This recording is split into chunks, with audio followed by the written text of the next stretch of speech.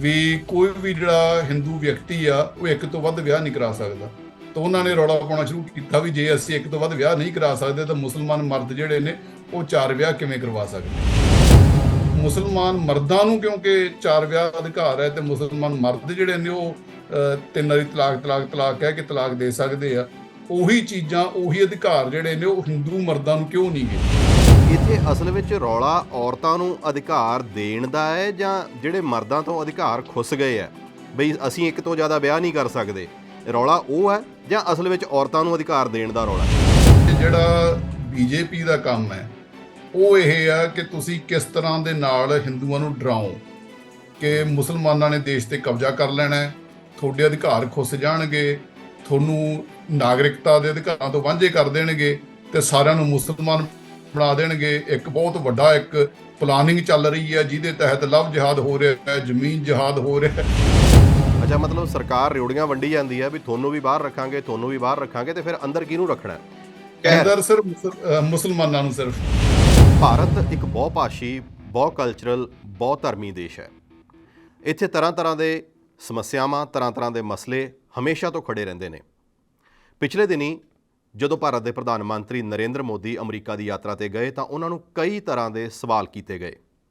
ਵਾਪਸ ਪਰਤੇ ਤਾਂ ਯੂਨੀਫਾਰਮ ਸਿਵਲ ਕੋਡ ਦਾ ਮੁੱਦਾ ਫਿਰ ਤੋਂ ਸੁਰਖੀਆਂ ਵਿੱਚ ਸੀ। ਯੂਨੀਫਾਰਮ ਸਿਵਲ ਕੋਡ ਇੱਕ ਅਜਿਹਾ ਵਿਸ਼ਾ ਜੋ ਬਹੁਤ ਲੰਬੇ ਸਮੇਂ ਤੋਂ ਚਰਚਾ ਦੇ ਵਿੱਚ ਰਿਹਾ, ਸੁਰਖੀਆਂ ਦੇ ਵਿੱਚ ਰਿਹਾ ਤੇ ਹਾਲੇ ਵੀ ਚਰਚਾ ਦੇ ਵਿੱਚ ਹੀ ਹੈ। ਯੂਨੀਫਾਰਮ ਸਿਵਲ ਕੋਡ ਹੈ ਕੀ, ਇਸ ਦਾ ਪਿਛੋਕੜ ਕੀ ਹੈ, ਇਸ ਦਾ ਮੌਜੂਦਾ ਵਰਤਮਾਨ ਕੀ ਹੈ, ਇਸ ਦੇ ਬਾਰੇ 'ਚ ਸਾਡੇ ਨਾਲ ਵਿਚਾਰ ਚਰਚਾ ਕਰਨ ਲਈ ਅੱਜ ਜੁੜ ਰਹੇ ਨੇ ਪੰਜਾਬੀ ਯੂਨੀਵਰਸਿਟੀ ਪਟਿਆਲਾ ਦੇ ਗੁਰੂ ਕਾਸ਼ੀ ਕੈਂਪਸ ਤਲਵੰਡੀ ਸਾਬੋ ਤੋਂ ਸੋਸ਼ਲ ਸਾਇੰਸਿਸ ਵਿਭਾਗ ਤੋਂ ਅਮਨਦੀਪ ਸਿੰਘ ਸੇਖੋਂ ਜੀ। ਸੇਖੋਂ ਸਾਹਿਬ, ਸਵਾਗਤ ਤੁਹਾਡਾ। ਸਤਿ ਸ਼੍ਰੀ ਅਕਾਲ ਜੀ, ਬਹੁਤ ਬਹੁਤ ਸ਼ੁਕਰੀਆ। ਸੇਖੋਂ ਸਾਹਿਬ, ਸਭ ਤੋਂ ਪਹਿਲਾਂ ਤਾਂ ਸਾਨੂੰ ਇਹ ਦੱਸੋ ਵੀ ਇਹ ਯੂਨੀਫਾਰਮ ਸਿਵਲ ਕੋਡ ਹੈ ਕੀ ਚੀਜ਼ ਹੈ? ਜੀ, ਜਿਸ ਤਰ੍ਹਾਂ ਦੇ ਨਾਲ ਆਪਣੇ ਇਹ ਸ਼ਬਦ ਤੋਂ ਹੀ ਪਤਾ ਲੱਗਦਾ ਹੈ ਕਿ ਕਾਨੂੰਨਾਂ ਨੂੰ ਕੋਡੀਫਾਈ ਕੀਤਾ ਜਾਂਦਾ ਹੈ ਤਾਂ ਉਹਦੇ ਕੋਡ ਉਹਨੂੰ ਕਹਿ ਦਿੱਤਾ ਜਾਂਦਾ ਹੈ। ਤਾਂ ਕਾਨੂੰਨਾਂ ਦੀ ਇੱਕ ਕਿਸਮ ਦੀ ਆਪਾਂ ਕਹਿ ਸਕਦੇ ਹਾਂ ਕਿ ਇੱਕ ਪੂਰੀ ਸੰਹਿਤਾ ਨੂੰ ਜਾਂ ਸੂਚੀ ਕਿਹਾ ਜਾ ਸਕਦਾ। ਤੇ ਇਹਦੇ ਵਿੱਚ ਆਪਾਂ ਨੂੰ ਪਤਾ ਹੈ ਵੀ ਕਾਨੂੰਨ ਫੌਜਦਾਰੀ ਹੁੰਦੇ ਨੇ ਤੇ ਦੂਜੇ ਪਾਸੇ ਜਿਹੜੇ ਆ ਜਾਂਦੇ ਨੇ ਉਹ ਸਿਵਲ ਕਾਨੂੰਨ ਆ ਜਾਂਦੇ ਨੇ। ਤਾਂ ਆਮ ਤੌਰ ਤੇ 2 ਕਾਨੂੰਨਾਂ ਦੀਆਂ ਜਿਹੜੀਆਂ ਵੱਖੋ ਵੱਖਰੀਆਂ ਕੈਟਾਗਰੀਜ਼ ਬਣਦੀਆਂ ਨੇ। ਤੇ ਇਹ ਜਿਹੜੇ ਸਿਵਲ ਕਾਨੂੰਨ ਨੇ ਇਹਨਾਂ ਨੂੰ ਨਾਗਰਿਕ ਕਾਨੂੰਨ ਵੀ ਕਿਹਾ ਜਾ ਸਕਦਾ ਹੈ ਜਾਂ ਦੀਵਾਨੀ ਕਾਨੂੰਨ ਆਪਾਂ ਪਰੰਪਰਾਗਤ ਤੌਰ ਤੇ ਕਹਿ ਦਿੰਦੇ ਆ। ਤਾਂ ਇਹ ਅਸਲ ਦੇ ਵਿੱਚ ਜਿਹੜਾ ਵਿਵਾਦ ਉੱਠਿਆ ਹੈ ਇਹ ਹੈਗਾ ਇਸ ਸਿਵਲ ਜਿਹੜੇ ਕਾਨੂੰਨ ਨੇ ਉਹਨਾਂ ਦੇ ਵਿੱਚ ਜਿਹੜਾ ਅੱਗੇ ਫਰਦਰ ਇੱਕ ਸੈਗਮੈਂਟ ਆਉਂਦਾ ਹੈ ਜਿਹਨੂੰ ਆਪਾਂ ਕਹਿ ਸਕਦੇ ਹਾਂ ਕਿ ਪਰਿਵਾਰ ਨਾਲ ਸੰਬੰਧਿਤ ਜਿਹੜਾ ਕਾਨੂੰਨ ਹੈ, ਜਿਹਨੂੰ ਆਪਾਂ ਵਿਆਹ ਨਾਲ ਸੰਬੰਧਿਤ ਵਿਸ਼ੇਸ਼ ਤੌਰ ਉੱਤੇ ਕਹਿ ਸਕਦੇ ਹਾਂ। ਕਿਉਂਕਿ ਸਿਵਲ ਕਾਨੂੰਨ ਵਿੱਚ ਕਈ ਚੀਜ਼ਾਂ ਨੇ ਜਿਸ ਤਰ੍ਹਾਂ ਨਾਲ ਆਪਾਂ ਦੇਖਦੇ ਹਾਂ ਕਿ ਕਿਸੇ ਵੀ ਕਿਸਮ ਦਾ ਐਗਰੀਮੈਂਟ ਹੈ ਜਾਂ ਪ੍ਰੋਪਰਟੀ ਨਾਲ ਸੰਬੰਧਿਤ ਸਾਰੀਆਂ ਚੀਜ਼ਾਂ ਨੇ ਜਾਂ ਵਿਆਹ ਦੇ ਤੇ ਮਾਂ-ਬਾਪ ਦੇ ਆਪਸ ਦੇ ਵਿੱਚ ਬੱਚਿਆਂ ਦੇ ਨਾਲ ਜਾਂ ਬੱਚਿਆਂ ਦੇ ਮਾਂ-ਬਾਪ ਨਾਲ ਕਿਹੋ ਜਿਹੇ ਰਿਲੇਸ਼ਨ ਹੋਣ, ਇਹ ਸਾਰੀਆਂ ਚੀਜ਼ਾਂ ਜਿਹੜੀਆਂ ਨੇ ਉਹ ਸਿਵਲ ਦੇ ਵਿੱਚ ਆ ਜਾਂਦੀਆਂ ਨੇ। ਤਾਂ ਇਹਦੇ ਵਿੱਚੋਂ ਬਾਕੀ ਸਾਰੀਆਂ ਚੀਜ਼ਾਂ ਕੋਈ ਬਹੁਤੀਆਂ ਕੰਟਰੋਵਰਸ਼ੀਅਲ ਨਹੀਂ ਗਈਆਂ, ਬਟ ਜਿਸ ਤਰ੍ਹਾਂ ਦੇ ਨਾਲ ਭਾਜਪਾ ਦਾ ਇੱਕ ਬਹੁਤ ਲੰਬੇ ਸਮੇਂ ਤੋਂ ਚਰਿੱਤਰ ਚੱਲਿਆ ਆਉਂਦਾ ਹੈ ਤਾਂ ਉਹਨੇ ਆਪਣੇ ਏਜੰਡੇ ਨੂੰ ਤੈਅ ਕਰਨ ਵਾਸਤੇ ਕੋਈ ਨਾ ਕੋਈ ਕੰਟਰੋਵਰਸੀ ਚੱਕਣੀ ਹੁੰਦੀ ਹੈ। ਤਾਂ 3 ਏਜੰਡੇ ਭਾਜਪਾ ਦੇ ਇਹਦੇ ਵਿੱਚ ਬਹੁਤ ਲੰਬੇ ਸਮੇਂ ਤੋਂ ਨੇ। ਰਾਮ ਮੰਦਿਰ ਹੈ, ਧਾਰਾ 370 ਹੈ ਤੇ ਇੱਕ ਯੂਨੀਫਾਰਮ ਸਿਵਲ ਕੋਡ ਹੈ।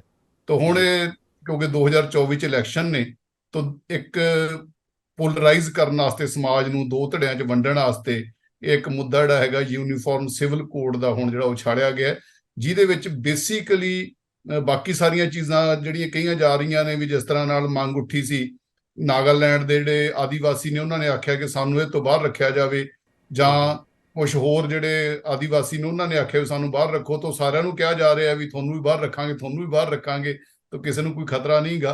ਤਾਂ ਅਸਲ ਦੇ ਵਿੱਚ ਉਹੀ ਹਿੰਦੂ ਮੁਸਲਮਾਨ ਵਾਲਾ ਸਾਰਾ ਮੁੱਦਾ ਜਿਹੜਾ ਹੈਗਾ ਇਹ ਹੈਗਾ। ਤਾਂ ਯੂਨੀਫਾਰਮ ਸਿਵਲ ਕੋਡ ਦੀ ਥਾਂ ਤੇ ਆਪਾਂ ਕਹਾਂਗੇ ਕਿ ਜਿਹੜੇ ਵਿਆਹ ਨਾਲ ਸੰਬੰਧਿਤ ਕਾਨੂੰਨ ਨੇ ਉਹਨਾਂ ਨੂੰ ਇੱਕਸਾਰ ਕਰਨ ਦੀ ਕੋਸ਼ਿਸ਼ ਇਹਦੇ ਵਿੱਚ ਕੀਤੀ ਜਾਊਗੀ।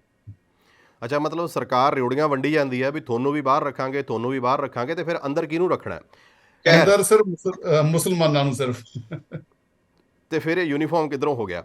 ਅੱਛਾ, ਸਵਾਲ ਇਹ ਹੈ ਵੀ ਇਹ ਜਿਹੜਾ ਇਹਦੀ ਜੜ ਕਿੱਥੇ ਹੈ? ਇਹ ਸ਼ੁਰੂਆਤ ਜਿਹਦੇ ਪਿਛੋਕੜ ਦੀ ਗੱਲ ਕਰੀਏ, ਇਹ ਰੌਲਾ ਕੀ ਇਕੱਲੀ ਭਾਜਪਾ ਨੇ ਪਾਇਆ ਜਾਂ ਉਦੋਂ ਪਹਿਲਾਂ ਤੋਂ ਵੀ ਚੱਲਿਆ ਆਉਂਦਾ ਸੀ? ਨਹੀਂ, ਉਦੋਂ ਪਹਿਲਾਂ ਇਹ ਪੋਲੀਟੀਕਲ ਮੁੱਦਾ ਨਹੀਂ ਸੀ। ਰੌਲੇ ਤਾਂ ਪਹਿਲਾਂ ਤੋਂ ਸੀਗੇ ਤੁਸੀਂ ਇਹ ਸਪੋਜ਼ ਕਰੋ ਵੀ ਜਦੋਂ ਅੰਗਰੇਜ਼ ਭਾਰਤ ਵਿੱਚ ਆਏ ਹੂੰ ਤਾਂ ਭਾਰਤ ਵਿੱਚ ਵੱਖੋ ਵੱਖਰੀਆਂ ਕੌਮਾਂ ਦੇ ਆਪਣੇ ਆਪਣੇ ਪਰੰਪਰਾਗਤ ਕਾਨੂੰਨ ਚੱਲਦੇ ਸੀ। ਜਿਵੇਂ ਆਪਾਂ ਇਹ ਕਹਿ ਸਕਦੇ ਹਾਂ ਕਿ ਹਿੰਦੂਆਂ ਦੇ ਵੱਖੋ ਵੱਖਰੇ ਇਲਾਕਿਆਂ ਦੇ ਵੱਖੋ ਵੱਖਰੇ ਕਾਨੂੰਨ ਸੀਗੇ, ਤੇ ਜੀ ਦੋ ਕਿਸਮ ਦੀਆਂ ਮਤਲਬ ਪ੍ਰਾਪਰਟੀ ਨੂੰ ਵੰਡ ਨੂੰ ਲੈ ਕੇ ਮਤਾਖਸ਼ਰਾ ਕਾਨੂੰਨ ਜਿਹੜਾ ਆਮ ਤੌਰ ਤੇ ਪ੍ਰਚਲਿਤ ਸੀਗਾ। ਤੇ ਹੂੰ ਹੋਰ ਵੀ ਕਈ ਇਲਾਕਿਆਂ ਦੇ ਵੱਖੋ ਵੱਖਰੇ ਆਪਦੇ ਆਪਦੇ ਖੇਤਰੀ ਕਾਨੂੰਨ ਸੀ। ਫਿਰ ਕਈ ਕਿਸਮ ਦੀਆਂ ਹੋਰ ਧਰਮ ਭਾਰਤ ਵਿੱਚ ਜਿਹੜੇ ਉਸ ਵੇਲੇ ਮੌਜੂਦ ਸੀ। ਮੁਸਲਮਾਨ ਵੀ ਸੀਗੇ, ਕਿਤੇ ਕਿਤੇ ਹੂੰ ਪਾਰਸੀ ਵੀ ਬੈਠੇ ਸੀ, ਸਿੱਖ ਵੀ ਜੀ ਸੀ। ਤਾਂ ਜਦੋਂ ਹੂੰ ਅੰਗਰੇਜ਼ ਆਏ ਤਾਂ ਉਹਨਾਂ ਨੇ ਫਿਰ ਪਹਿਲਾਂ ਪਹਿਲਾਂ ਤਾਂ ਸੋਚਿਆ ਵੀ ਆਪਾਂ ਨੂੰ ਕਿਸੇ ਦੇ ਕਾਨੂੰਨ 'ਚ ਕੋਈ ਦਖਲਅੰਦਾਜ਼ੀ ਕਰਨ ਦੀ ਲੋੜ ਨਹੀਂ ਗੀ। ਜੀ ਤਾਂ ਉਹਨਾਂ ਨੇ ਇਹ ਆਖਿਆ ਵੀ ਆਪਣਾ ਕੰਮ ਹੈ ਲੁੱਟ ਕਰਨਾ, ਤੇ ਆਪਾਂ ਹੂੰ ਇਹਨਾਂ ਨੂੰ ਛੇੜਾਂਗੇ ਵਾਧੂ ਦਾ, ਤੇ ਆਪਣੇ ਨਾਲ ਇਹਨਾਂ ਦਾ ਕਲੇਸ਼ ਪਊਗਾ। ਇਸ ਕਰਕੇ ਉਹਨਾਂ ਨੇ ਕਿਸੇ ਦੇ ਵੀ ਕਿਸੇ ਕਾਨੂੰਨ 'ਚ ਜਿਹੜਾ ਦਖਲਅੰਦਾਜ਼ੀ ਨਹੀਂ ਕੀਤੀ। ਤੇ ਇਹਦੇ ਜੀ ਕਰਕੇ ਉਹਨਾਂ ਨੇ ਇੱਕ ਟਰਮ ਬਣਾ ਲਈ, ਪਰਸਨਲ ਲਾਅ। ਇੱਕ ਓਕੇ ਕਰਤਾ ਵੀ ਮੁਸਲਿਮ ਪਰਸਨਲ ਲਾਅ ਹੈ, ਹਿੰਦੂ ਹੂੰ ਪਰਸਨਲ ਲਾਅ ਹੈ। ਤਾਂ ਵੱਖੋ ਵੱਖਰੀਆਂ ਕੌਮਾਂ ਦੇ ਵੱਖੋ ਵੱਖਰੇ ਪਰਸਨਲ ਲਾਅ ਬਣਾ ਕੇ ਉਹਦੇ ਵਿੱਚ ਉਹ ਕਰਦੇ ਰਹੇ। ਹੂੰ ਪਰ ਬਾਅਦ ਦੇ ਵਿੱਚ ਜਦੋਂ ਹਿਊਮਨ ਰਾਈਟਸ ਦੇ ਮਸਲੇ ਸਾਹਮਣੇ ਆਉਣ ਲੱਗੇ ਤਾਂ ਉਹਦੇ ਵਿੱਚ ਅੰਗਰੇਜ਼ਾਂ ਨੂੰ ਦਖਲ ਦੇਣਾ ਪਿਆ, ਕਿਉਂਕਿ ਜਦੋਂ ਤੁਸੀਂ ਰਾਜ ਕਰਦੇ ਹੋ ਤਾਂ ਹੂੰ ਕੋਈ ਪੀੜਤ ਧਿਰ ਤੁਹਾਡੇ ਸਾਹਮਣੇ ਕੋਈ ਮੁੱਦਾ ਲੈ ਕੇ ਆਉਂਦੀ ਆ ਤਾਂ ਉਹਨੂੰ ਫਿਰ ਹੱਲ ਕਰਨਾ ਪੈਂਦਾ ਹੈ। ਜਿਵੇਂ ਰਾਜਾ ਰਾਮ ਮੋਹਨ ਰਾਏ ਨੇ ਸਤੀ ਪ੍ਰਥਾ ਦਾ ਮੁੱਦਾ ਉਠਾਇਆ, ਤੇ ਜੀ ਫਿਰ ਵਿਲੀਅਮ ਬੈਂਟਿਕ ਨੂੰ 1829 ਦੇ ਵਿੱਚ ਇਹ ਫੈਸਲਾ ਕਰਨਾ ਪਿਆ। ਤੇ ਹਿੰਦੂਆਂ ਦੇ ਜਿਹੜੇ ਇਹ ਵਿਆਹ ਨਾਲ ਸੰਬੰਧਿਤ ਇੱਕ ਪ੍ਰਥਾ ਚੱਲੀ ਆਉਂਦੀ ਸੀ ਕਿ ਜਦੋਂ ਹੂੰ ਕੋਈ ਔਰਤ ਵਿਧਵਾ ਹੋ ਜਾਂਦੀ ਹੈ ਤਾਂ ਉਹਨੂੰ ਅੱਗ ਵਿੱਚ ਜਲਾ ਕੇ ਮਾਰ ਦਿੱਤਾ ਜਾਂਦਾ ਸੀ। ਤਾਂ ਉਹਨੂੰ ਫਿਰ ਹੂੰ ਉਹਨਾਂ ਨੇ ਇੱਕ ਗੈਰ ਸੰਵਿਧਾਨਿਕ ਘੋਸ਼ਿਤ ਕਰਕੇ ਉਹਦੇ ਵਾਸਤੇ ਸਜ਼ਾ ਕਰਤੀ ਵੀ ਜਿਹੜਾ ਬੰਦਾ ਇਸ ਕਿਸਮ ਨਾਲ ਕਰੂਗਾ। ਤਾਂ ਜੀ ਇਸ ਤਰ੍ਹਾਂ ਦੇ ਫਿਰ ਜਿਹੜੀਆਂ ਉਹਨਾਂ ਨੇ ਹੌਲੀ ਹੌਲੀ ਹੋਰ ਵੀ ਕਈ ਤਬਦੀਲੀਆਂ ਕੀਤੀਆਂ। ਫਿਰ ਮੁਸਲਿਮ ਪਰਸਨਲ ਲਾਅ ਦੇ ਵਿੱਚ ਵੀ ਕਈ ਤਬਦੀਲੀਆਂ ਕੀਤੀਆਂ। ਤਾਂ ਚੱਲਦੇ ਚੱਲਦੇ ਚੱਲਦੇ ਸਾਰੇ ਲਾਅਜ਼ ਦੇ ਵਿੱਚ ਕੁਛ ਕੁ ਤਬਦੀਲੀਆਂ ਉਹ ਕਰਦੇ ਹੀ ਗਏ। ਤੇ 1947 ਦੇ ਵਿੱਚ ਜਿਸ ਵੇਲੇ ਭਾਰਤ ਆਜ਼ਾਦ ਹੋਇਆ ਤਾਂ ਹੂੰ ਉਸ ਵੇਲੇ ਇੱਕ ਕਮਿਸ਼ਨ ਆਲਰੇਡੀ ਕੰਮ ਕਰ ਰਿਹਾ ਸੀ, ਜਿਹਨੂੰ ਜਿਹੜਾ ਆਪਾਂ ਕਹਿ ਸਕਦੇ ਹਾਂ ਲਾਅ ਕਮਿਸ਼ਨ, ਜਿਹੜਾ ਕਿ ਹਿੰਦੂ ਕਾਨੂੰਨਾਂ ਦੇ ਬਾਰੇ ਇੱਕ ਉਹਨੇ ਫੈਸਲਾ ਕਰਨਾ ਸੀ ਕਿ ਲੜਕੀਆਂ ਨੂੰ ਜਿਹੜੇ ਆਪਣੇ ਮਾਂ-ਬਾਪ ਦੀ ਪ੍ਰਾਪਰਟੀ ਦੇ ਵਿੱਚ ਬਰਾਬਰ ਦਾ ਅਧਿਕਾਰ ਮਿਲਣਾ ਚਾਹੀਦਾ ਕਿ ਨਹੀਂ ਮਿਲਣਾ ਚਾਹੀਦਾ। ਤਾਂ ਜੀ ਇਹ ਕਮਿਸ਼ਨ ਆਲਰੇਡੀ ਬੈਠਾ ਹੋਇਆ ਸੀ। 1947 ਚ ਦੇਸ਼ ਆਜ਼ਾਦ ਹੋਇਆ। ਉਸ ਵੇਲੇ ਦੰਗੇ ਫਸਾਦ ਸੀ, ਇਸ ਕਰਕੇ ਉਹਨਾਂ ਨੇ ਇਸ ਕਾਨੂੰਨ ਨੂੰ ਤੁਰੰਤ ਜਿਹੜਾ ਟੇਕ ਅਪ ਨਹੀਂ ਕੀਤਾ। ਤਾਂ ਹੂੰ ਇਹ ਜਿਹੜਾ ਇੱਕ ਸਿਲੈਕਟ ਕਮੇਟੀ ਕੋਲੇ ਚਲਿਆ ਗਿਆ, ਪਾਰਲੀਮੈਂਟ ਦੀ ਕੋਲੇ। ਇਹ ਸਿਲੈਕਟ ਕਮੇਟੀ ਦੀ ਪ੍ਰਧਾਨਗੀ ਜਿਹੜੀ ਆ ਉਹ ਡਾਕਟਰ ਭੀਮ ਰਾਓ ਅੰਬੇਦਕਰ ਕੋਲੇ ਸੀ। ਜੀ ਤਾਂ ਜਦੋਂ ਦੇਸ਼ ਦੇ ਵਿੱਚ ਸ਼ਾਂਤੀ ਬਹਾਲ ਹੋ ਗਈ ਤਾਂ 1950 ਦੇ ਵਿੱਚ ਫਿਰ ਡਾਕਟਰ ਭੀਮ ਰਾਓ ਅੰਬੇਦਕਰ ਨੇ ਇਹ ਇੱਕ ਲੈ ਕੇ ਆਂਦਾ ਕਿ ਹਿੰਦੂ ਕੋਡ ਬਿੱਲ ਲਾਗੂ ਕੀਤਾ ਜਾਵੇ। ਤੇ ਹਿੰਦੂ ਓਕੇ ਕੋਡ ਬਿੱਲ ਦੇ ਵਿੱਚ ਕਈ ਚੀਜ਼ਾਂ ਸੀ, ਜਿਹਦੇ ਵਿੱਚ ਔਰਤਾਂ ਦੇ ਅਧਿਕਾਰਾਂ ਦੇ ਬਾਰੇ ਖਾਸ ਤੌਰ ਉੱਤੇ ਜ਼ਿਕਰ ਸੀਗਾ ਕਿ ਉਹਨਾਂ ਨੂੰ ਪ੍ਰਾਪਰਟੀ ਵਿੱਚ ਬਰਾਬਰ ਦਾ ਹਿੱਸਾ ਹੋਣਾ ਚਾਹੀਦਾ। ਇਹ ਜੀ ਪਹਿਲੀ ਵਾਰੀ ਹੋਇਆ ਕਿ ਉਹਦੇ ਵਿੱਚ ਇਹ ਵੀ ਰੱਖਿਆ ਗਿਆ ਕਿ ਔਰਤ ਜਿਹੜੀ ਆ ਜਾਂ ਮਰਦ ਹੈ ਉਹ ਇੱਕ ਦੂਜੇ ਨੂੰ ਤਲਾਕ ਦੇ ਸਕਦੇ ਆ, ਕਿਉਂਕਿ ਉਦੋਂ ਪਹਿਲਾਂ ਹਿੰਦੂ ਧਰਮ ਦੇ ਵਿੱਚ ਤਲਾਕ ਨਾਂ ਦੀ ਕੋਈ ਚੀਜ਼ ਨਹੀਂ ਸੀ। ਕਿਉਂਕਿ 7 ਹੂੰ ਸਾਲਾਂ 7 ਜਿਹੜਾ ਜਨਮਾਂ ਦਾ ਬੰਧਨ ਮੰਨਿਆ ਜਾਂਦਾ ਸੀ, ਉਹ ਤਲਾਕ ਦੀ ਕੋਈ ਗੱਲ ਨਹੀਂ ਸੀ ਹੋ ਸਕਦੀ। ਜੀ ਤਾਂ ਉਹ ਫਿਰ ਜਦੋਂ ਪਾਸ ਹੋਇਆ ਤਾਂ ਹੂੰ ਉਹਦੇ ਵਿਰੁੱਧ ਫਿਰ ਇੱਕ ਪੂਰਾ ਬਵਾਲ ਉੱਠਿਆ। ਤੇ ਜਿਸ ਕਿਸਮ ਦਾ ਵਿਰੋਧ ਹੋਇਆ ਤਾਂ ਉਹਦੇ ਹੂੰ ਕਰਕੇ ਜਵਾਹਰ ਲਾਲ ਨਹਿਰੂ ਅਤੇ ਅੰਬੇਦਕਰ ਦੇ ਵਿਚਕਾਰ ਵੀ ਫੁੱਟ ਪਈ, ਤੇ ਉਹਦੇ ਕਰਕੇ ਭੀਮ ਰਾਓ ਅੰਬੇਦਕਰ ਨੇ ਅਸਤੀਫਾ ਦਿੱਤਾ ਸੀਗਾ। ਉਸ ਵੇਲੇ ਦੇ ਲਾਅ ਮਿਨਿਸਟਰ ਸੀ ਕਿਉਂਕਿ ਉਹ। ਤਾਂ ਹੂੰ ਉਹ ਬਹੁਤ ਤੇਜ਼ੀ ਨਾਲ ਇਹ ਚਾਹੁੰਦੇ ਸੀ ਵੀ ਹੁਣੇ ਇਹ ਕਾਨੂੰਨ ਲਾਗੂ ਕੀਤਾ ਜਾਵੇ, ਹਿੰਦੂ ਕੋਡ ਬਿੱਲ। ਹੂੰ ਜਵਾਹਰ ਲਾਲ ਨਹਿਰੂ ਚਾਹੁੰਦੇ ਸੀ ਵੀ ਇਹਨੂੰ ਥੋੜਾ ਜਿਹਾ ਆਪਾਂ ਡਿਲੇ ਕਰ ਲਈਏ। ਇਹ 1951 ਦੇ ਵਿੱਚ ਇਲੈਕਸ਼ਨ ਹੋਣੇ ਸੀਗੇ। ਉਹਨਾਂ ਨੇ ਸੋਚਿਆ ਵੀ ਇਲੈਕਸ਼ਨ ਦੇ ਵਿੱਚ ਇਹ ਨਾ ਇਲਜ਼ਾਮ ਲੱਗੇ ਵੀ ਇਹ ਤਾਂ ਚੁਣੀ ਹੋਈ ਸਰਕਾਰ ਹੀ ਨਹੀਂ ਗੀ। ਪਹਿਲਾਂ ਜਿਹੜੀ ਪਹਿਲੀ ਪਾਰਲੀਮੈਂਟ ਸੀ ਉਹ ਹਜੇ ਚੁਣੀ ਹੋਈ ਨਹੀਂ ਸੀ, ਉਹ ਜੀ ਕਨਸਟੀਚੂਐਂਟ ਅਸੈਂਬਲੀ ਸੀ। ਹੂੰ 1951 ਦੇ ਵਿੱਚ ਉਹਨਾਂ ਨੇ ਆਖਿਆ ਕਿ ਮੈਂ ਇਸ ਮੁੱਦੇ ਤੇ ਇਲੈਕਸ਼ਨ ਲੜੂੰਗਾ ਤੇ ਲੋਕਾਂ ਨੂੰ ਦੱਸੂਗਾ ਵੀ ਜੇ ਮੇਰੀ ਸਰਕਾਰ ਬਣੀ ਤਾਂ ਮੈਂ ਹਿੰਦੂ ਕੋਡ ਬਿੱਲ ਲੈ ਕੇ ਆਉਣਾ ਹੈ। ਹੂੰ ਜਦੋਂ ਫਿਰ ਉਹ ਇਲੈਕਸ਼ਨ 'ਚ ਗਏ, ਉਦੋਂ ਪਿੱਛੋਂ ਹਿੰਦੂ ਕੋਡ ਬਿੱਲ ਦੇ ਮੁੱਦੇ ਨੂੰ ਲੈ ਕੇ ਗਏ ਤਾਂ ਫਿਰ ਉਸ ਜਿੱਤ ਤੋਂ ਪਿੱਛੋਂ ਉਹ ਲਾਗੂ ਕੀਤਾ। ਤਾਂ 1950 ਦੇ ਵਿੱਚ ਇਸ ਕਰਕੇ ਭੀਮ ਰਾਓ ਅੰਬੇਦਕਰ ਨੇ ਅਸਤੀਫਾ ਦੇ ਦਿੱਤਾ ਸੀਗਾ ਲਾਅ ਮਿਨਿਸਟਰੀ ਤੋਂ, ਕਿਉਂਕਿ ਜੀ ਉਹਨਾਂ ਨੂੰ ਲੱਗਦਾ ਸੀ ਕਿ ਨਹਿਰੂ ਜਿਹੜਾ ਉਸ ਬਿੱਲ ਨੂੰ ਥੋੜਾ ਜਿਹਾ ਠੰਡੇ ਬਸਤੇ ਪਾ ਰਿਹਾ। ਪਰ ਜੀ ਅਲਟੀਮੇਟਲੀ ਉਹ ਪਾਸ ਹੋਇਆ। ਹੁਣ ਉਸ ਤੋਂ ਪਿੱਛੋਂ ਇਹ ਜਿਹੜਾ ਰੌਲਾ ਸ਼ੁਰੂ ਹੋਇਆ ਕਿ ਬਹੁਤ ਸਾਰੇ ਹਿੰਦੂ ਲੀਡਰਾਂ ਨੇ ਕਹਿਣਾ ਸ਼ੁਰੂ ਕੀਤਾ ਵੀ ਸਾਡੇ ਪਰਸਨਲ ਲਾਅ ਦੇ ਵਿੱਚ ਤੁਸੀਂ ਤਬਦੀਲੀਆਂ ਕਰਤੀਆਂ ਤੇ ਹੂੰ ਮੁਸਲਮਾਨਾਂ ਦਾ ਪਰਸਨਲ ਜਿਹੜਾ ਲਾਅ ਉਸੇ ਤਰ੍ਹਾਂ ਨਾਲ ਹੈ। ਇਸ ਕਰਕੇ ਉਹਨਾਂ ਵਿੱਚ ਵੀ ਉਹੀ ਤਬਦੀਲੀਆਂ ਕੀਤੀਆਂ ਜਿਹੜੀਆਂ ਸਾਡੇ 'ਚ ਕੀਤੀਆਂ ਗਈਆਂ ਨੇ। ਜਿਵੇਂ ਹੂੰ ਇੱਕ ਤਬਦੀਲੀ ਤਾਂ ਇਸ ਕਿਸਮ ਦੀ ਸੀ ਵੀ ਕੋਈ ਵੀ ਜਿਹੜਾ ਹਿੰਦੂ ਵਿਅਕਤੀ ਆ ਉਹ ਇੱਕ ਤੋਂ ਵੱਧ ਵਿਆਹ ਨਹੀਂ ਕਰਾ ਸਕਦਾ। ਤਾਂ ਉਹਨਾਂ ਨੇ ਰੌਲਾ ਪਾਉਣਾ ਸ਼ੁਰੂ ਕੀਤਾ ਵੀ ਜੇ ਅਸੀਂ ਇੱਕ ਤੋਂ ਵੱਧ ਵਿਆਹ ਨਹੀਂ ਕਰਾ ਸਕਦੇ ਤਾਂ ਮੁਸਲਮਾਨ ਮਰਦ ਜਿਹੜੇ ਨੇ ਉਹ 4 ਵਿਆਹ ਕਿਵੇਂ ਕਰਵਾ ਸਕਦੇ ਆ। ਇਸੇ ਕਿਸਮ ਨਾਲ ਤਲਾਕ ਨਾਲ ਸੰਬੰਧਿਤ ਜਿਹੜੀਆਂ ਚੀਜ਼ਾਂ ਸੀ ਜਾਂ ਹੋਰ ਸੀ, ਤਾਂ ਇਹਨੂੰ ਆਪਾਂ ਇਹ ਦੇਖੀਏ ਕਿ ਭੀਮ ਰਾਓ ਅੰਬੇਦਕਰ ਦੀ ਜੋ ਇੱਛਾ ਸੀ ਜਾਂ ਜਿਹੜਾ ਜਵਾਹਰ ਲਾਲ ਨਹਿਰੂ ਦੀ ਇੱਛਾ ਸੀ ਜਾਂ ਹੋਰ ਜਿਹੜੇ ਲੋਕਾਂ ਦੀ ਇੱਛਾ ਸੀ ਜਿਨ੍ਹਾਂ ਨੇ ਹਿੰਦੂ ਕੋਡ ਬਿੱਲ ਪਾਸ ਕੀਤਾ, ਉਹਨਾਂ ਦੀ ਇੱਛਾ ਇਹ ਸੀ ਕਿ ਔਰਤਾਂ ਦੇ ਅਧਿਕਾਰ ਬਹਾਲ ਕੀਤੇ ਜਾਣ, ਔਰਤਾਂ ਨੂੰ ਬੁਨਿਆਦੀ ਅਧਿਕਾਰ ਜਿਹੜੇ ਦਿੱਤੇ ਜਾਣ। ਉਸ ਦੀ ਥਾਂ ਤੇ ਰੌਲਾ ਇਹ ਪਿਆ ਕਿ ਮੁਸਲਮਾਨ ਮਰਦਾਂ ਨੂੰ ਕਿਉਂਕਿ 4 ਵਿਆਹ ਦਾ ਅਧਿਕਾਰ ਹੈ ਤੇ ਮੁਸਲਮਾਨ ਮਰਦ ਜਿਹੜੇ ਨੇ ਉਹ 3 ਵਾਰੀ ਤਲਾਕ ਕਹਿ ਕੇ ਤਲਾਕ ਦੇ ਸਕਦੇ ਆ। ਉਹੀ ਚੀਜ਼ਾਂ ਉਹੀ ਅਧਿਕਾਰ ਜਿਹੜੇ ਨੇ ਉਹ ਹਿੰਦੂ ਮਰਦਾਂ ਨੂੰ ਕਿਉਂ ਨਹੀਂ ਗਏ, ਤਾਂ ਔਰਤਾਂ ਨੂੰ ਉਹਦੇ ਵਿੱਚੋਂ ਜਮਾਂ ਬਾਹਰ ਰੱਖਿਆ ਸੀਗਾ। ਇਹ ਰੌਲਾ ਉਦੋਂ ਤੋਂ ਚੱਲਿਆ ਹੁੰਦਾ ਹੈ। ਇੱਥੇ ਸਿੱਖੋ ਸਾਹਿਬ ਮੇਰੇ ਜੋ ਦਿਮਾਗ ਦੇ ਵਿੱਚ ਗੱਲ ਚੱਲ ਰਹੀ ਹੈ, ਇੱਥੇ ਅਸਲ ਵਿੱਚ ਰੌਲਾ ਔਰਤਾਂ ਨੂੰ ਅਧਿਕਾਰ ਦੇਣ ਦਾ ਹੈ ਜਾਂ ਜਿਹੜੇ ਮਰਦਾਂ ਤੋਂ ਅਧਿਕਾਰ ਖੁੱਸ ਗਏ ਹੈ ਬਈ ਅਸੀਂ ਇੱਕ ਤੋਂ ਜ਼ਿਆਦਾ ਵਿਆਹ ਨਹੀਂ ਕਰ ਸਕਦੇ, ਰੌਲਾ ਉਹ ਹੈ ਜਾਂ ਅਸਲ ਵਿੱਚ ਔਰਤਾਂ ਨੂੰ ਅਧਿਕਾਰ ਦੇਣ ਦਾ ਰੌਲਾ? ਨਹੀਂ, ਉਸ ਵੇਲੇ ਜਿਹੜੀਆਂ ਗੱਲਾਂ ਬਾਤਾਂ ਕੀਤੀਆਂ ਗਈਆਂ ਉਹਦੇ ਵਿੱਚ ਇੱਕ ਤਾਂ ਜਿਵੇਂ ਆਮ ਤੌਰ ਤੇ ਹੁੰਦਾ ਵੀ ਇਹਦੇ ਨਾਲ ਤਾਂ ਸਾਡਾ ਭਾਈ ਪਰਿਵਾਰਕ ਢਾਂਚਾ ਟੁੱਟ ਜੂਗਾ। ਜਦੋਂ ਇਹ ਕਿਹਾ ਗਿਆ ਵੀ ਤਲਾਕ ਦਿੱਤਾ ਜਾ ਸਕਦਾ ਹੈ, ਤਾਂ ਇਹਦੇ ਨਾਲ ਤਾਂ ਉਹਨੇ ਆਖਿਆ ਵੀ ਸਾਡਾ 7 ਜਨਮਾਂ ਦਾ ਬੰਧਨ ਹੁੰਦਾ ਸੀ, ਸਾਡਾ ਸਮਾਜਿਕ ਢਾਂਚਾ ਜਿਹੜਾ ਖਤਮ ਹੋ ਜਾਊਗਾ। ਜਾਂ ਇਸ ਚੀਜ਼ ਦੇ ਨਾਲ ਕਿ ਲੜਕੀ ਨੂੰ ਜੇ ਜਾਇਦਾਦ 'ਚੋਂ ਹਿੱਸਾ ਦੇਣਾ ਤਾਂ ਉਹਦੇ ਨਾਲ ਪਰਿਵਾਰਕ ਰਿਸ਼ਤੇ ਖਰਾਬ ਹੋ ਜਾਣਗੇ। ਤੇ ਇਸੇ ਕਿਸਮ ਦੀਆਂ ਚੀਜ਼ਾਂ ਦੇ ਨਾਲ ਜਿਹੜਾ ਉਹਨਾਂ ਨੇ ਆਖਿਆ ਵੀ ਸਾਡੇ ਤੁਸੀਂ ਸਮਾਜਿਕ ਮਾਮਲਿਆਂ 'ਚ ਦਖਲ ਨਾ ਦਿਓ, ਸਰਕਾਰ ਨੂੰ ਆਖਿਆ। ਤੇ ਜੇ ਤੁਸੀਂ ਸਾਡੇ ਮਾਮਲਿਆਂ 'ਚ ਦਖਲ ਦਿੰਦੇ ਆ ਤਾਂ ਫਿਰ ਮੁਸਲਮਾਨਾਂ ਦੇ ਮਾਮਲਿਆਂ ਦੇ ਵਿੱਚ ਦਖਲ ਕਿਉਂ ਨਹੀਂ ਦਿੰਦੇ? ਇਸ ਚੀਜ਼ ਤੋਂ ਅਸਲ ਦੇ ਵਿੱਚ ਭਾਜਪਾ ਦੇ ਲੀਡਰਾਂ ਨੇ ਮਤਲਬ ਉਸ ਵੇਲੇ ਹਿੰਦੂ ਕੋਡ ਬਿੱਲ ਦਾ ਵਿਰੋਧ ਸਭ ਤੋਂ ਵੱਧ ਕੀਤਾ ਸੀ। ਇਹ ਪੰਡਤ ਜਿਹੜੇ ਨੇ ਜਾਂ ਜਿੰਨੇ ਰਿਸ਼ੀ ਮੁਨੀ ਨੇ ਜਾਂ ਜਿਹੜੇ ਉਸ ਵੇਲੇ ਜਨਸੰਘ ਦੇ ਮੈਂਬਰ ਸੀਗੇ, ਉਹਨਾਂ ਸਾਰਿਆਂ ਨੇ ਰਲ ਕੇ ਦਾ RSS ਨੇ, ਹਿੰਦੂ ਮਹਾਸਭਾ ਨੇ, ਇਹਨਾਂ ਸਾਰਿਆਂ ਨੇ ਇਹਦਾ ਵਿਰੋਧ ਕੀਤਾ ਸੀ। ਉਹਨਾਂ ਦੇ ਏਜੰਡੇ ਤੇ ਉਸ ਵੇਲੇ ਤੋਂ ਹੈ ਇਹ। ਤੇ ਇਹਦਾ ਜਿਹੜਾ ਆਪਾਂ ਜੇ ਗੱਲ ਕਰੀਏ, ਇਹਦੇ ਵਿੱਚ ਬਹੁਤ ਵਾਰ ਇਹ ਵੀ ਗੱਲ ਆਉਂਦੀ ਹੈ ਕਿ ਜਨਸੰਖਿਆ ਨੂੰ ਜਿਹੜਾ ਵਧਾਉਣ ਦਾ ਇੱਕ ਏਜੰਡਾ, ਜਿਹੜਾ ਇੱਕ ਤੋਂ ਜ਼ਿਆਦਾ ਵਿਆਹ ਕਰਨਾ, ਉਹਦੇ ਵਿੱਚ ਇਹ ਵੀ ਸਮਝਿਆ ਜਾਂਦਾ ਹੈ ਕਿ ਇਹ ਜਨਸੰਖਿਆ ਨੂੰ ਵਧਾਉਣ ਵਾਲੇ ਪਾਸੇ ਨੂੰ ਵੀ ਇੱਕ ਕਿਸੇ ਪਰਟੀਕੂਲਰ ਧਰਮ ਦਾ ਜਿਹੜਾ ਹੈਗਾ ਏਜੰਡਾ ਹੈ, ਤੇ ਉਹ ਦੂਜੇ ਧਰਮ ਵਾਲੇ ਜਿਹੜੇ ਹੈਗੇ ਆ ਉਹਨਾਂ ਨੂੰ ਇਸ ਚੀਜ਼ ਤੋਂ ਪ੍ਰੋਬਲਮ ਹੁੰਦੀ ਹੈ। ਨਹੀਂ, ਇਸ ਕਿਸਮ ਦੇ ਵਿੱਚ ਕੋਈ ਜਿਹੜੇ ਅੰਕੜੇ ਨੇ ਉਹ ਇਹ ਕਹਿੰਦੇ ਨੇ ਵੀ ਇਹਦੇ 'ਚ ਕੋਈ ਬੜਾ ਵੱਡਾ ਫਰਕ ਨਹੀਂਗਾ। ਜਿਵੇਂ ਇਸ ਵੇਲੇ ਜਿਹੜਾ ਕੋਈ ਸਰਵੇ ਪਿਛਲੇ ਦਿਨੀ ਹੋਇਆ ਸੀਗਾ ਪਿਛਲੇ ਸਾਲਾਂ ਦੇ ਵਿੱਚ, ਉਹਦੇ ਵਿੱਚ ਇਹ ਕਲੀਅਰ ਸੀ ਵੀ ਬਹੁ ਵਿਆਹ ਜਿਹੜਾ ਹੈ, ਇੱਕ ਤੋਂ ਵੱਧ ਵਿਆਹ, ਜੇ ਮੁਸਲਮਾਨ ਜਿਹੜੇ ਨੇ 1.7% ਕਰ ਰਹੇ ਨੇ ਤਾਂ ਹਿੰਦੂ 1.5% ਕਰ ਰਹੇ ਨੇ।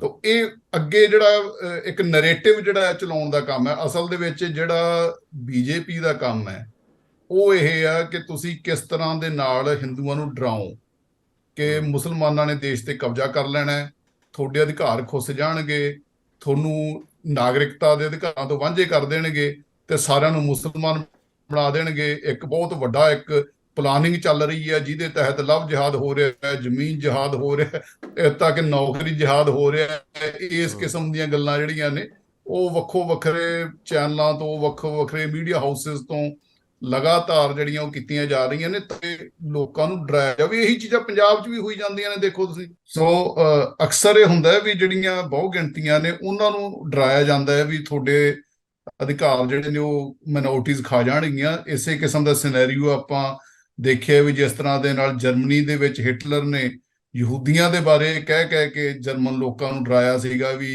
ਯਹੂਦੀਆਂ ਗਿਣਤੀ ਵੱਧ ਰਹੀ ਆ, ਇਹ ਸਾਜ਼ਿਸ਼ਾਂ ਕਰ ਰਹੇ ਨੇ, ਇਹਨਾਂ ਦਾ ਪੂਰਾ ਏਜੰਡਾ ਹੈ ਕਿ ਜਰਮਨੀ ਨੂੰ ਖਤਮ ਕਰਨਾ ਹੈ।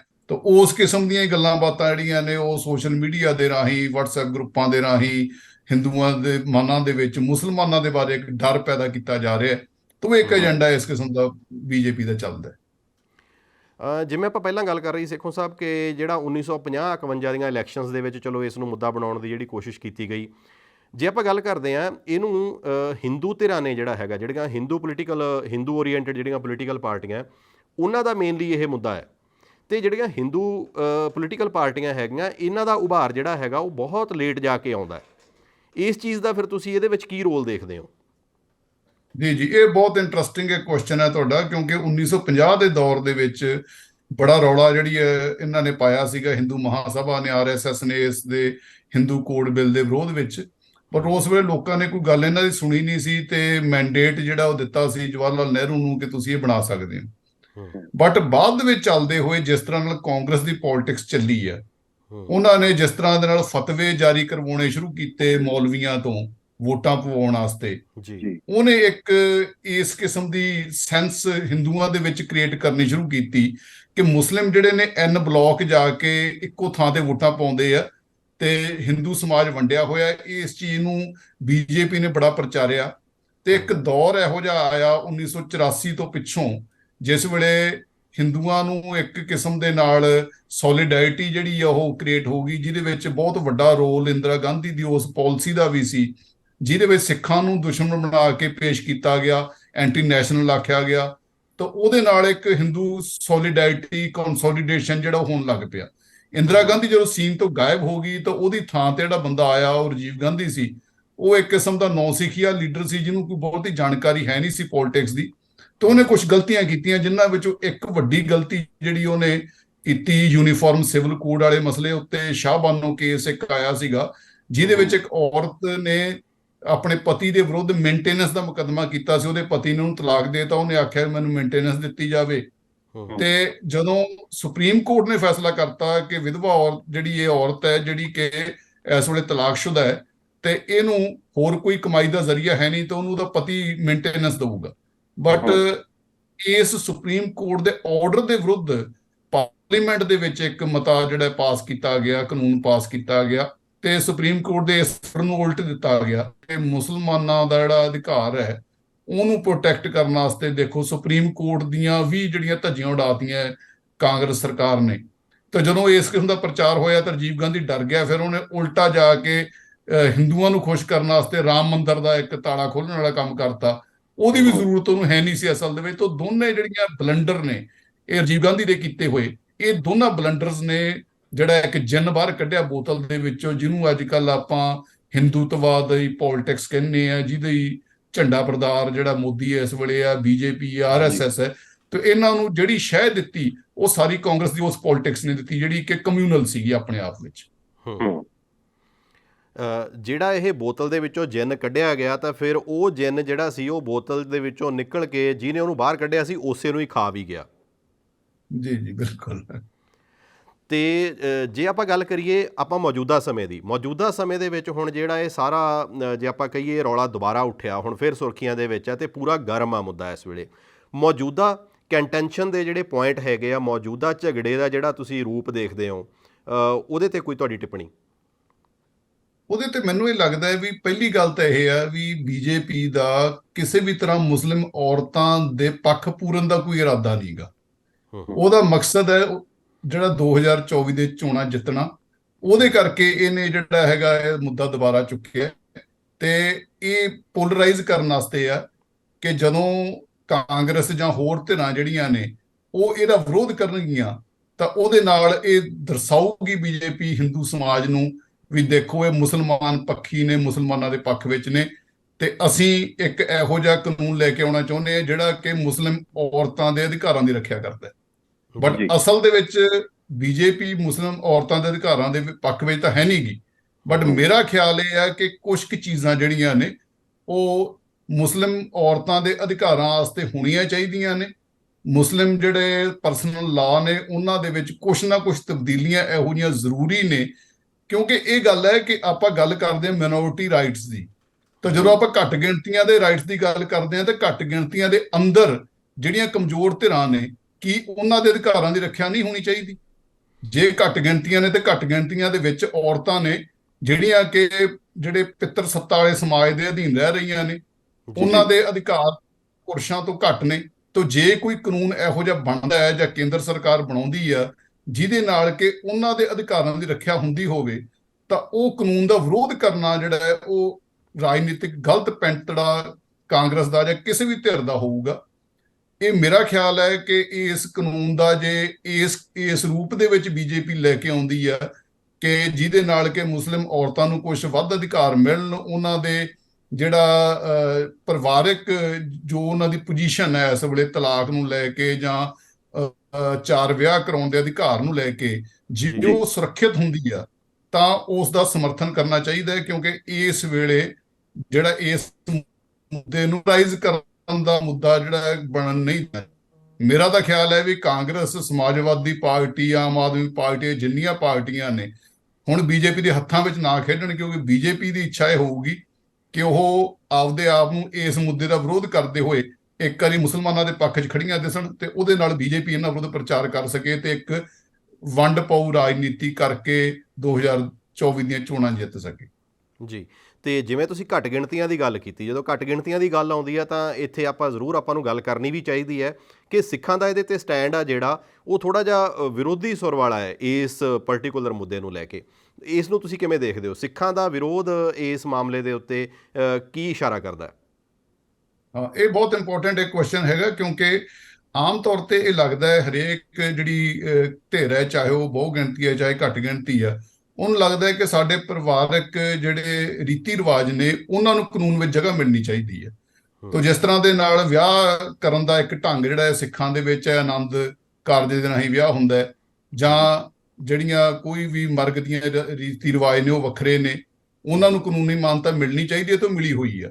ਇਸੇ ਕਿਸਮ ਨਾਲ ਮੁਸਲਮਾਨਾਂ ਦੇ ਵਿੱਚ ਜੇ ਨਿਕਾਹ ਹੁੰਦਾ ਹੈ ਤਾਂ ਉਹਨੂੰ ਕਾਨੂੰਨੀ ਮਾਨਤਾ ਮਿਲੀ ਹੋਈ ਹੈ। ਜੇ ਹਿੰਦੂਆਂ ਦੇ ਵਿੱਚ ਜਿਹੜਾ ਉਹ ਫੇਰੇ ਲਏ ਜਾਂਦੇ ਆ ਤਾਂ ਉਹਨੂੰ ਵੀ ਕਾਨੂੰਨੀ ਮਾਨਤਾ ਮਿਲੀ ਹੋਈ ਹੈ।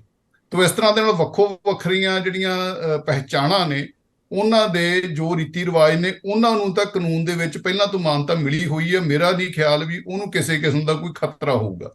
ਮੈਨੂੰ ਇਹ ਲੱਗਦਾ ਹੈ ਕਿ ਇਸ ਜਿਹੜਾ ਕੋਸ਼ਿਸ਼ ਕੀਤੀ ਜਾ ਰਹੀ ਆ ਜਿਹੜਾ ਵਿਆਹ ਕਾਨੂੰਨ ਨੂੰ ਬਦਲਣ ਦੀ, ਕਿਉਂਕਿ ਕਿਹਾ ਤਾਂ ਹਾਲਾਂਕਿ ਜਿਵੇਂ ਪਹਿਲਾਂ ਕਲੀਅਰ ਕੀਤਾ ਕਿ ਯੂਨੀਫਾਰਮ ਸਿਵਲ ਕੋਡ ਹੈ, ਸਿਵਲ ਕੋਡ ਬਹੁਤ ਵੱਡਾ ਹੈ, ਇਹਦਾ ਇੱਕ ਸੈਕਸ਼ਨ ਹੈ ਵਿਆਹ ਕਾਨੂੰਨ। ਤਾਂ ਵਿਆਹ ਕਾਨੂੰਨ ਦੇ ਵਿੱਚ ਜਿਹੜੀਆਂ ਤਬਦੀਲੀਆਂ ਕੀਤੀਆਂ ਜਾਣਗੀਆਂ ਉਹਦੇ ਵਿੱਚ ਰੀਤੀ ਰਿਵਾਜਾਂ ਨੂੰ ਛੂਹਿਆ ਨਹੀਂ ਜਾਊਗਾ।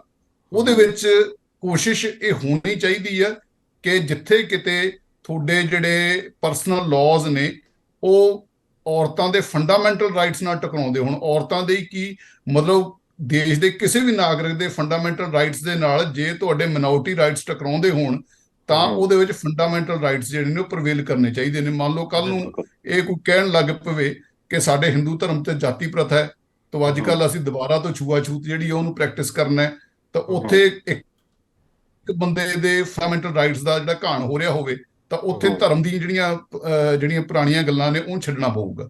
ਤਾਂ ਇਹ ਚੀਜ਼ ਮੁਸਲਮਾਨਾਂ ਤੇ ਵੀ ਲਾਗੂ ਹੁੰਦੀ ਹੈ, ਹਿੰਦੂਆਂ ਤੇ ਵੀ, ਸਿੱਖਾਂ ਤੇ ਵੀ, ਸਾਰਿਆਂ ਤੇ ਲਾਗੂ ਹੁੰਦੀ ਹੈ।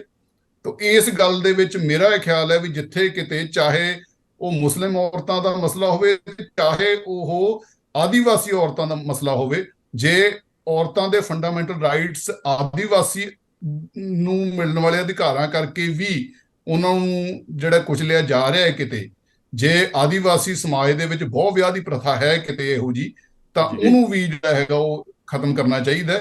ਤੇ ਇਹਦੀ ਥਾਂ ਤੇ ਇਹ ਕਿਹਾ ਜਾ ਸਕਦਾ, ਮੈਨੂੰ ਇਹ ਲੱਗਦਾ ਕਿ ਕਿਹਾ ਜਾ ਸਕਦਾ ਹੈ ਕਿ ਹਰੇਕ ਦੇ ਪਰਸਨਲ ਜਿਹੜੇ ਰਾਈਟਸ ਹੈਗੇ ਨੇ, ਜਾਂ ਆਪਾਂ ਕਹਿ ਸਕਦੇ ਹਾਂ ਕਿ Muslim personal law, Hindu personal law ਜਾਂ ਸਿੱਖ ਪਰਸਨਲ ਲਾਅ ਹੈਗੇ ਨੇ, ਬਟ ਉਹਦੇ ਵਿੱਚ ਜਿਹੜੇ ਫੰਡਾਮੈਂਟਲ ਰਾਈਟਸ ਆ ਉਹਦੀ ਪ੍ਰੋਟੈਕਸ਼ਨ ਜਿਹੜੀ ਆ ਔਰਤਾਂ ਦੀ ਵੀ ਤੇ ਮਰਦਾਂ ਦੀ ਵੀ ਉਹ ਹੋਣੀ ਚਾਹੀਦੀ ਹੈ, ਜੇ ਬੱਚਿਆਂ ਦੀ ਵੀ ਹੋਣੀ ਚਾਹੀਦੀ ਹੈ, ਕਿਉਂਕਿ ਬੱਚੇ ਇੱਕ ਬਹੁਤ ਕਮਜ਼ੋਰ ਧਿਰ ਹੁੰਦੀ ਹੈ ਇਸ ਚੀਜ਼ ਦੇ ਵਿੱਚ। ਜੀ। ਤੇ ਇਸ ਚਰਚਾ ਨੂੰ ਜਿਹੜਾ ਹੈ ਖ਼ਤਮ ਕਰਨ ਤੋਂ ਪਹਿਲਾਂ ਇਹ ਜ਼ਰੂਰ ਮੈਂ ਤੁਹਾਡੇ ਤੋਂ ਪੁੱਛਣਾ ਚਾਹੂੰਗਾ ਕਿ ਜੋ ਮੌਜੂਦਾ ਸਥਿਤੀ ਬਣੀ ਹੋਈ ਹੈ, ਜਿਵੇਂ ਕਿ ਆਪਾਂ ਗੱਲ ਕੀਤੀ ਕਿ 2024 ਦੀਆਂ ਜਿਹੜੀਆਂ ਇਲੈਕਸ਼ਨ ਹੈ ਉਹ ਸਭ ਤੋਂ ਅਸਲ ਮੁੱਦਾ ਹੈ ਇਸ ਸਾਰੇ ਮਸਲੇ ਨੂੰ ਲੈ ਕੇ। ਹੁਣ ਸਰਕਾਰ ਦੀ ਪੂਰੀ ਮਸ਼ੀਨਰੀ ਜਿਹੜੀ ਹੈ ਉਹ ਇਸ ਮੁੱਦੇ ਦੇ ਉੱਤੇ ਲੱਗੀ ਹੋਈ ਹੈ। ਕਿਵੇਂ ਦੇਖਦੇ ਹੋ ਕਿ ਆਉਣ ਵਾਲੇ ਕੁਝ ਦਿਨਾਂ ਦੇ ਵਿੱਚ ਜਾਂ ਆਉਣ ਵਾਲੇ ਕੁਝ ਹਫ਼ਤਿਆਂ ਦੇ ਵਿੱਚ, ਮਹੀਨਿਆਂ ਦੇ ਵਿੱਚ ਇਹ ਮੁੱਦਾ ਕਿਸ ਤਰ੍ਹਾਂ ਦਾ ਰੂਪ ਅਖਤਿਆਰ ਕਰ ਸਕਦਾ ਤੇ ਲੋਕਾਂ ਨੂੰ ਕਿਹੜੀਆਂ ਚੀਜ਼ਾਂ ਦੇ ਉੱਤੇ ਸੁਚੇਤ ਹੋਣ ਦੀ ਲੋੜ ਹੈ? ਨਹੀਂ, ਇਸ ਕਿਸਮ ਦੀਆਂ ਬਹੁਤ ਕੋਸ਼ਿਸ਼ਾਂ ਹੋਣਗੀਆਂ, ਵੱਖੋ ਵੱਖਰੇ ਸਰਵੇ ਕਰਾਏ ਜਾਣਗੇ, ਵੱਖੋ ਵੱਖਰੇ ਨਿਊਜ਼ ਚੈਨਲ ਜਿਹੜੇ ਨੇ ਉਹ ਲੋਕਾਂ ਨਾਲ ਸੜਕਾਂ ਤੇ ਵੀ ਸਵਾਲ ਪੁੱਛਣਗੇ ਤੇ ਤਰ੍ਹਾਂ ਤਰ੍ਹਾਂ ਦੇ ਪੰਡਤਾਂ ਨੂੰ, ਮੌਲਵੀਆਂ ਨੂੰ ਆਪਣੇ ਸਟੂਡੀਓ 'ਚ ਬਿਠਾ ਕੇ ਉਹਨਾਂ ਤੋਂ ਬਹਿਸਾਂ ਕਰਾਉਣਗੇ। ਉਹਦੇ ਵਿੱਚ ਬੜੇ ਘਟੀਆ ਕਿਸਮ ਦੀ ਸ਼ਬਦਾਵਲੀ ਜਿਹੜੀ ਆ ਉਹ ਵਰਤੀ ਜਾਊਗੀ ਦੂਜੇ ਧਰਮ ਦੇ ਲੋਕਾਂ ਨੂੰ ਲੈ ਕੇ, ਤੇ ਹਰੇਕ ਧਰਮ ਜਿਹੜਾ ਹੈ ਉਹਦੇ ਜਿਹੜੇ ਆਗੂ ਨੇ ਉਹ ਆਪਦੇ ਧਰਮ ਨੂੰ ਜਿਹੜਾ ਉਹ ਖਤਰੇ ਵਿੱਚ ਸਾਬਤ ਕਰਨ ਦੀ ਕੋਸ਼ਿਸ਼ ਕਰਨਗੇ। ਜਿਵੇਂ ਮੌਲਵੀ ਕਹਿਣਗੇ ਵੀ ਇਹ ਤਾਂ ਸਾਡੇ ਜਿਹੜੀ ਪਹਿਚਾਣ ਉੱਤੇ ਅਟੈਕ ਕੀਤਾ ਗਿਆ, ਜਾਂ ਦੂਜੇ ਜਿਹੜੇ ਕਹਿਣਗੇ ਵੀ ਇਹ ਜਿਹੜਾ ਇੱਕ ਵਿਤਕਰਾ ਜਿਹੜਾ ਉਹ ਕੀਤਾ ਜਾ ਰਿਹਾ। ਤਾਂ ਇਸ ਕਿਸਮ ਦੀਆਂ ਸਾਰੀਆਂ ਜਿਹੜੀਆਂ ਬਹਿਸਾਂ, ਸਾਰੀਆਂ ਜਿਹੜੀਆਂ ਇਹ ਗਰਮ ਹੋਣਗੀਆਂ। ਤਾਂ ਇਹ ਸਾਰੀਆਂ ਤੋਂ ਸੁਚੇਤ ਰਹਿਣ ਦੀ ਲੋੜ ਹੈ, ਤੇ ਖਾਸ ਤੌਰ ਤੇ ਜਿਹੜੇ ਮੁਸਲਿਮ ਭਾਈਚਾਰੇ ਨੂੰ ਇਸ ਸੰਬੰਧ ਵਿੱਚ ਇਹ ਸੋਚਣ ਦੀ ਲੋੜ ਹੈ ਕਿ ਜਿਹੜੇ ਅਧਿਕਾਰ ਔਰਤਾਂ ਨੂੰ ਮਿਲਣੇ ਨੇ, ਉਹ ਅਧਿਕਾਰ ਜਿਹੜੇ ਨੇ ਉਹ ਉਹਨਾਂ ਦੀਆਂ ਭੈਣਾਂ ਨੂੰ ਜਾਂ ਉਹਨਾਂ ਦੀਆਂ ਬੀਵੀਆਂ ਨੂੰ ਜਾਂ ਉਹਨਾਂ ਦੀਆਂ ਮਾਵਾਂ ਨੂੰ ਜਾਂ ਉਹਨਾਂ ਦੀਆਂ ਜਿਹੜੀਆਂ ਦੋਸਤਾਂ ਨੂੰ ਮਿਲਣੇ ਨੇ, ਤਾਂ ਉਹਦਾ ਵਿਰੋਧ ਨਾ ਕਰਨ ਜੇ ਕਿਤੇ ਉਹ ਸਹੀ ਤਰ੍ਹਾਂ ਨਾਲ ਦਿੱਤੇ ਜਾ ਰਹੇ ਨੇ। ਪਰ ਜੇ ਬੀਜੇਪੀ ਕੋਈ ਇਹੋ ਜਿਹਾ ਨਾਲ ਏਜੰਡਾ ਨਾਲ ਲੈ ਕੇ ਆਉਂਦੀ ਹੈ ਜਿਹਦੇ ਵਿੱਚ ਜਾਣਬੁੱਝ ਕੇ ਕੋਈ ਟੇਢੀ ਚੀਜ਼ ਕਰਦੀ ਹੈ, ਜਿਵੇਂ ਧਾਰਾ 370 ਦੇ ਮਸਲੇ 'ਚ ਹੋਇਆ ਕਿ ਧਾਰਾ 370 ਹਟਾਉਣ ਦੇ ਨਾਲ ਨਾਲ ਜੰਮੂ ਕਸ਼ਮੀਰ ਨੂੰ ਵੰਡ ਵੀ ਦਿੱਤਾ ਤੇ ਉਹਦਾ ਜਿਹੜਾ ਹੈਗਾ ਰਾਜ ਦਾ ਦਰਜਾ ਵੀ ਖਤਮ ਕਰਤਾ। ਤਾਂ ਜੋ ਇਹੋ ਜਿਹੀ ਚੀਜ਼ ਲੈ ਕੇ ਆਉਂਦੀ ਹੈ ਜਾਣਬੁੱਝ ਕੇ, ਤਾਂ ਉਹਦਾ ਵਿਰੋਧ ਕਰਨਾ ਫਿਰ ਜਾਇਜ਼ ਹੋਊਗਾ। ਬਟ ਜੇ ਸਿਰਫ ਬਰਾਬਰ ਦੇ ਅਧਿਕਾਰ ਦੇਣ ਦੀ ਗੱਲ ਕੀਤੀ ਜਾਂਦੀ ਹੈ, ਵੀ ਮੁਸਲਿਮ ਔਰਤਾਂ ਨੂੰ ਉਹੀ ਅਧਿਕਾਰ ਦਿੱਤੇ ਜਾਂਦੇ ਜਿਹੜੇ ਹਿੰਦੂ ਔਰਤਾਂ ਨੂੰ ਵਿਆਹ ਦੇ ਸੰਬੰਧ 'ਚ ਹੈਗੇ ਨੇ, ਤਾਂ ਉਹਦਾ ਵਿਰੋਧ ਕਰਨਾ ਜਾਇਜ਼ ਨਹੀਂ ਹੋਊਗਾ। ਜੀ ਦੋਸਤੋ, ਰਾਜਨੀਤੀ ਜਿਹੜੀ ਹੈ ਉਹ ਹਮੇਸ਼ਾ ਸੱਤਾ ਦੀ ਚਾਹਤ, ਸੱਤਾ ਦੀਆਂ ਪੌੜੀਆਂ ਚੜ੍ਹਨ ਵਾਸਤੇ, ਸੱਤਾ ਦੇ ਉੱਤੇ ਜਿਹੜੀ ਕੁਰਸੀ ਆ ਉਹਦੇ 'ਤੇ ਕਬਜ਼ਾ ਕਰਨ ਵਾਸਤੇ ਕੀਤੀ ਜਾਂਦੀ ਹੈ ਅਤੇ ਇਸ ਵਾਸਤੇ ਜਨਤਾ ਨੂੰ ਅਕਸਰ ਮੋਬਿਲਾਈਜ਼ ਕੀਤਾ ਜਾਂਦਾ ਹੈ।